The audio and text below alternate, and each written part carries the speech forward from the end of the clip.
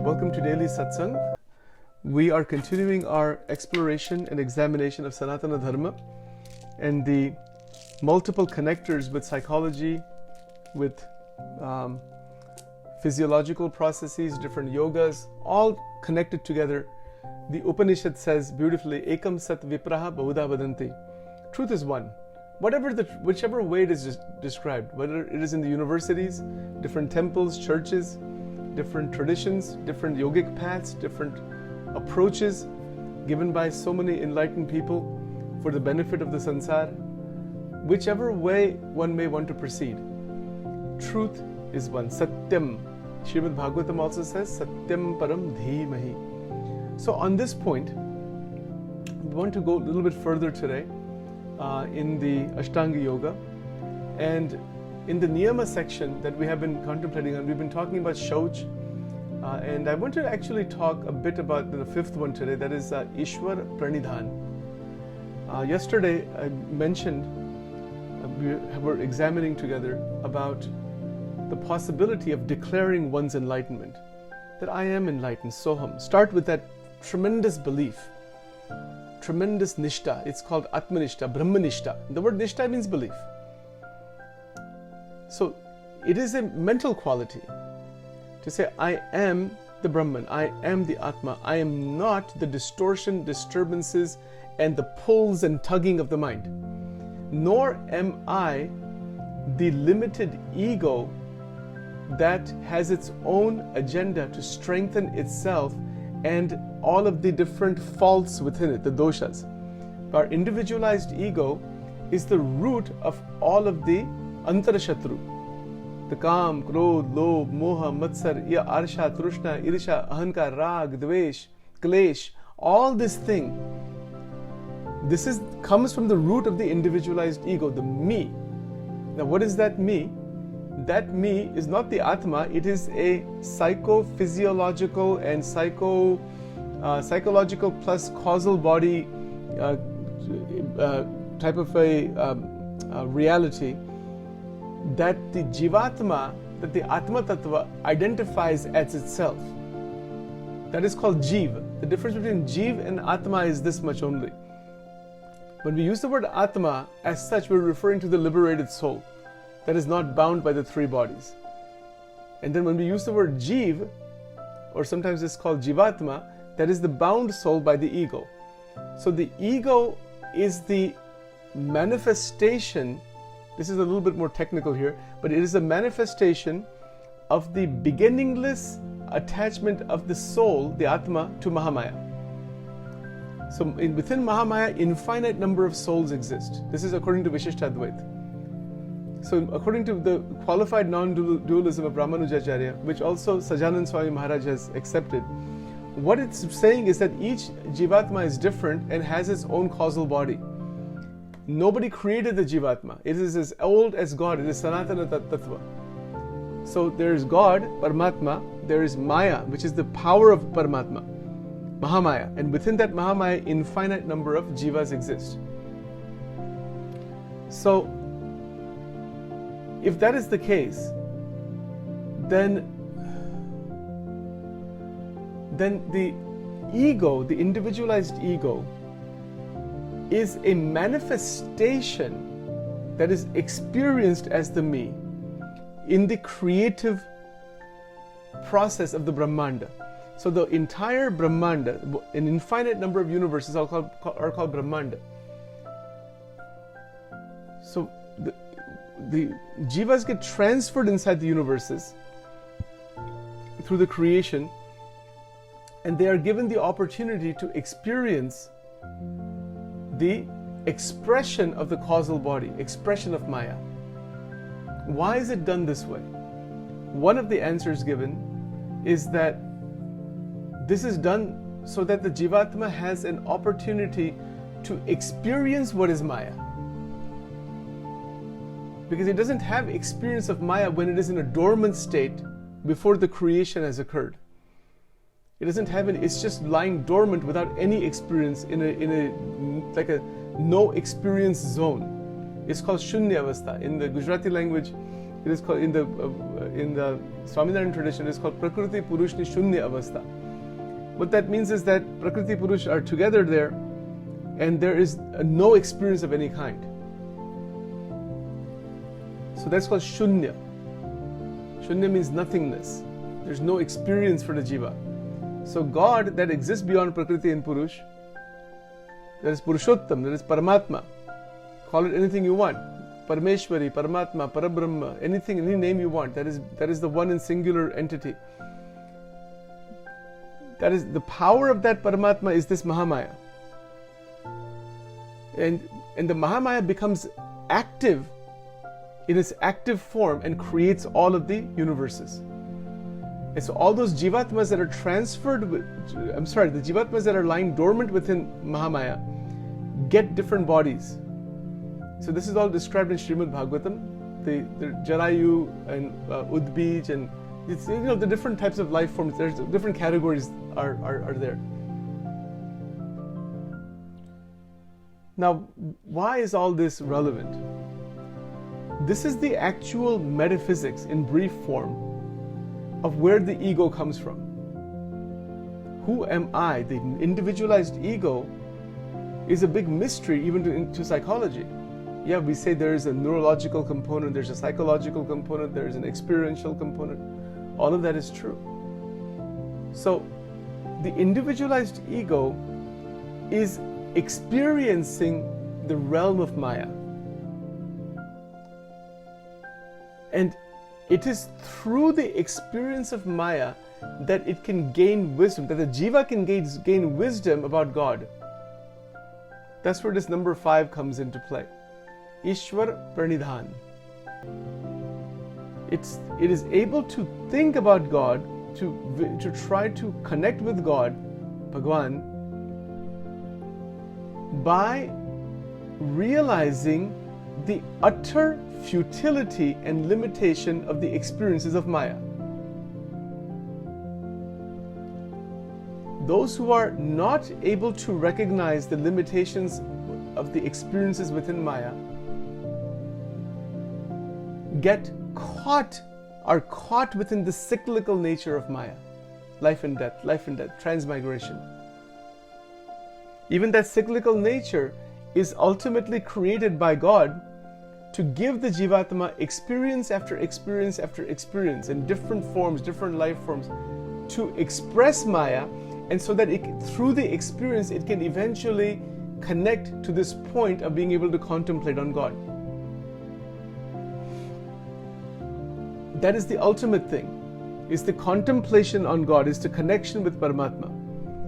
But the expression of Maya is so intense that there is so much attachment and interdependency among all of us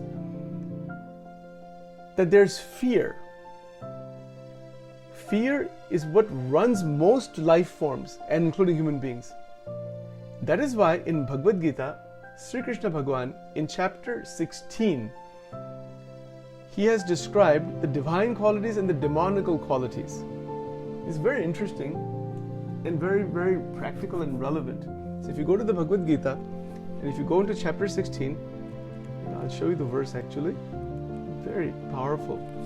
And what he's saying here is that there are divine and demonical qualities. Now again, where did they also come from? Again, that's all part of the expression of Maya. So in chapter 16, Sri Bhagwan Uvacha, Abhayam Sattva Sanshuddhi Jnana Yoga Vivastitaha. See, what does it mean? The first divine quality is fearlessness or absence of fear. This is the first divine quality, chapter 16, Divya Gun. Then of course, purity of being, perseverance and yoga and knowledge, and other things are then written after that. Why is Abhayam so relevant? Because of the protection mechanism that I want to maintain myself. So fear has a certain functional, meaningful role in this life that we live. But that same fear, if it expands beyond that, it becomes one of the greatest bondages in life. So that is a further expression of the Maya. So once Maya begins to express itself, it really ties up the Jivatma tremendously. The Jivatma gets bound in just nearly endless ways through different attachments, through different experiences of the senses. It is bound by them. Nonetheless, those same bondages are a doorway into realization. Then let me give you an example. An example from my own life, which I had experienced at some point in the past. Take the example of going and sitting in front of a slot machine or gambling, which we may have all done at some point. Look at the experience generated by the brain. And this is not just that, it could be other things like this also. But I had some experience with it in my life, so I'm just sharing it with you. That if you win some amount of money, the ego gets, wow. The same thing happens with sometimes we get a position in some big company. We're competitive, and then there's 10 people are applying for a big job. We say congratulations and good job, and it's a progress in the material world.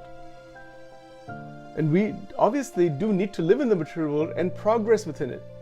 The problem is that progress in the material world is seen by the ego as the thing to pursue.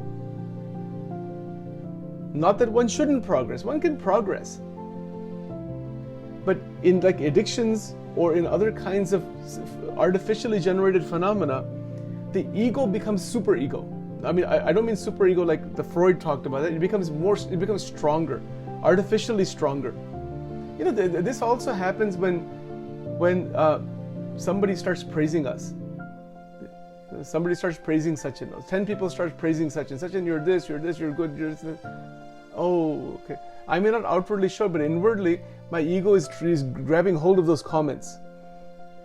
And it becomes stronger. And then it starts to do its activities, the activities to satisfy the ego, the pleasure that comes from ego satisfaction. Even all of that is an expression of Maya. That is why the study of the scriptures and contact of the enlightened sages is necessary to recognize that this could be happening. And of course, the ego is responsible for pain and suffering. In fact, that's what it mostly causes. The ego is responsible for wars, is responsible for conflicts within the family, is responsible for harmful competition, is responsible for violence and hatred and negativity and suicide and homicide, and everything negative we can think of is coming from the ego. And that negative is experienced because it is trying to progress at the cost of others. In every way that is the case. And then that, quote, sukha, that happiness that comes from the ego elevation, the Jivatma is totally wrapped up in that, is caught inside there. And this is the spiritual technology. The spiritual technology, जिसको हम अध्यात्म विद्या कहते हैं, ब्रह्म विद्या कहते हैं. Brahma Vidya is this much only not only, but it's part of Brahma Vidya is to realize that the soul, the Jivatma, which we are not aware of as such, that soul, which is Sachidananda Brahma, is somehow caught in this false ego. That's what Vedanta is teaching, Advaita Vedanta. Is to really pinpoint and recognize the function of that ego, the structure of it, how it works, where it exists. All of that needs to be looked at very carefully. And so that's where all of these ideas, whether it is Shaucha or Santosha or Nauda Bhakti, or everything we talked about, it all brings awareness of the me. Oh, that this is the me. Even people who have had gone through terrible experiences and addictions or other kinds of problems, those problems and difficulties are also placed by God through Mahamaya to liberate us from Mahamaya. Now, what does Mahamaya want? Mahamaya wants us to be out of Mahamaya into God realization, not to be bound anymore. But the Mahamaya's function is to bind.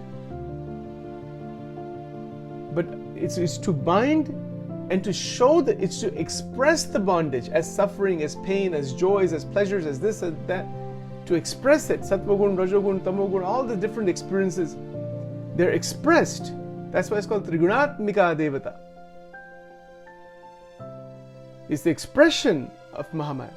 But that expression exists so the Jivatma can gain knowledge, can gain awareness and jnana of itself. It's the most extraordinary thing. And if we really can stay with this truth, then we can also declare simultaneously, I am not part of Maya at all. If I say that I am not part of Maya, not just verbally but like internally, then what am I? Because all the mind knows is Maya. All it knows is Sattvagun, Rajogun, Tamogun, different pleasures and pains and problems and this and that and family and friends and all the little small circles that we all live in. That's all it knows. But it says, yeah, let it be there. That those experiences are there. Not to hate them or anything, but to recognize that those experiences are there for much further development into the realization of the soul. So, number 5 here, Ishwar Pranidhan, is the contemplation on the Atma. So we can start with the intense belief that I am an enlightened being. And by staying with that intense belief, one recognizes movement away from that state. And in that recognition of movement away from that state of enlightenment, one performs, number 5, contemplation on Ishvara. So that is where the internal guru awakens in these 2 points. The internal guru awakens when we recognize the movement away from enlightenment, and that movement away from enlightenment is the ego function trying to create its own world and disturbance and difficulty, whatever it is trying to do. That isn't me. We recognize that and take that same ego and attach it to God. That I am the devotee of God. Main Bhagwan ka bhakt hu, main Atma hu, main Brahma hu. That same ego that is now going in its usual conditioned way to seek the experiences within Rajogun, Tamogun, different experiences of this world. That same ego transfers its function into the contemplation of the divine. Let me now contemplate, because part of life here is we have experience of the life and most of it is repetitive. Once we have experienced it a couple of times, it just repeats over and over and over again. Yes, there is a repetitive nature and we are going to remain in that repetitive nature. But that repetitive nature is living in the Prakriti, which is cyclical. Prakriti is totally cyclical and it's repetitive. But the contemplation on the Ishvara does not have to be repetitive. So it is through the repetitive we discover the non-repetitive. It is through the cycles we discover that which is beyond the cycles. It is through the Sattvagun, Rajogun, Tamogun that we discover the energy within it and apply it towards that which is beyond the 3 gunas. It is within the entanglements of the sansar we recognize the nature of entanglement. It is through the interactions within the sansar we recognize the nature of entanglement, and in that recognition of entanglement, one begins to discover what is non-entanglement. Hence, our life then becomes, or it evolves into genuine enlightenment. It begins with, like we said yesterday, I am enlightened. That's the most profound thing. Then automatically the wisdom comes. If we sit in front of the image of Devi or Shiva or Krishna or any Sadguru, Guru Nanak, it could be anybody that is an enlightened being. We sit in front of their image and say, who you are, that is who I am. See, we are interested in doing puja, arati, worship, archana, mantras, this, that. Fine. We should do. Necessary, definitely. Take one more step and say, who you are, the freedom that you are, the reality that you are, is who I am. It doesn't mean that we are God in that false sense. It means the qualities that are there are me. And if that's the case, now the mind is going to try to rebel against that, the conditioning of the mind. How can that be me? No, I'm this limited being. These are my desires and wants and pleasures and this and that. So that me that persists, that can be recognized through this process. It is a recognition. See, what does number 5 do? The 4 and 5, the study of the scriptures and Ishwar Pranidhan. It allows us to recognize what is the nature of the ego when it begins to contemplate on God. It is very difficult, if not nearly impossible, to recognize what is the ego unless it begins to contemplate and worship and think about what is God. Because now it is beginning to think about something much beyond the limited life that we have. We still live the same limited life, but the internal opening is vast. It's tremendously vast. And one is no longer caught in any repetitive harmful cycle. Well, the only cycles that remain are those cycles that aid us towards realization of God. All other harmful cyclical patterns dissolve. That is true Jnana. Rute Jnanana Muktihi. When Jnana comes, Jnana is not information, Jnana is vision, realization, seeing things as they are. When that true Jnana comes, all harmful cycles totally subside. Not partially, totally subside. See, and to bring that about, that is where mantra sadhana, that is where bhajan bhakti, contemplation, pranayama, swadhyaya, every sadhana that is shown is a means to this realization, is a means to the realization of turning the ego over back to God. And if we do that, if that actually does occur, then it's not something that one declares externally. Oh, look at me and I'm turning my ego over and I'm doing this and I'm doing this study. It's not like that.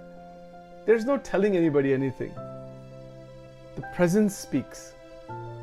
If others can recognize it, they're recognizing not you, the personality, the divinity within us. And we also see the same divinity in others.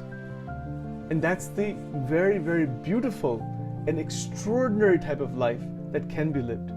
Because the bondages of Maya are endless. There is no end to any of it. It can go on forever.